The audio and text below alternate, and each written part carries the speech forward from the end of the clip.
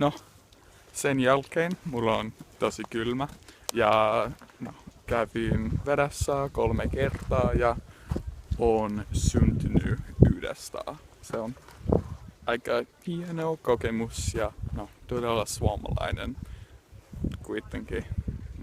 Ei kaikki suomalaiset mene, mutta se on hauskaa ja kiva. Tip top, tip top, tip tip tip top, tip tip top. No terve! Tervetuloa mun blogi uudestaan taas uudelleen kaikkea. Anteeksi jos tää on ei oo ymmärrettävää, koska kaikki on suomeksi. Yritetään!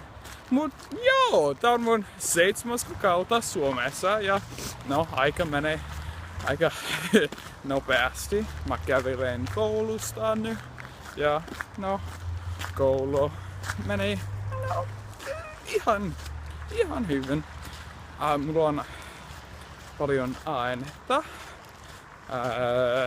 Kemia, biologia, filosofia, mitä muu, joku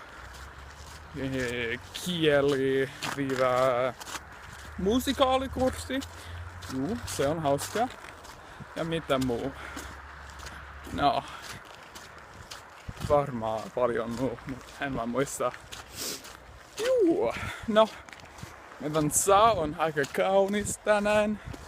Se satoi ranta eilen ja se oli kiva, mutta meidän lunta on menossa myös ja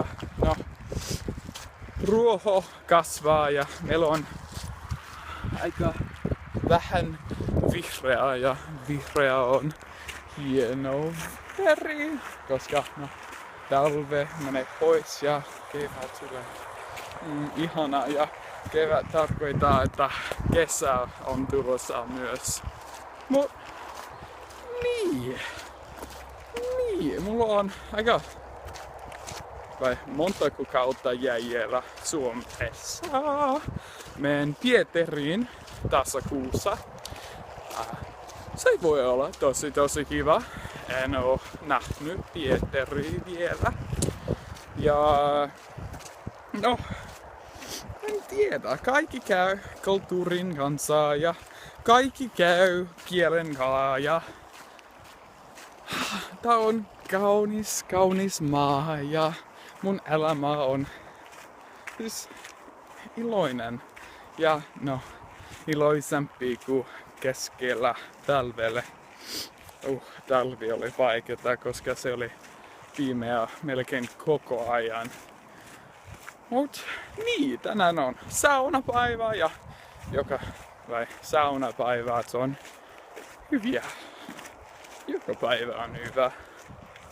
Kuitenkin. Mut niin, aurinko paistaa ja kukkia kasvaa ja mä kasvan myös. Koska isoin juttu, että joku voi tehdä on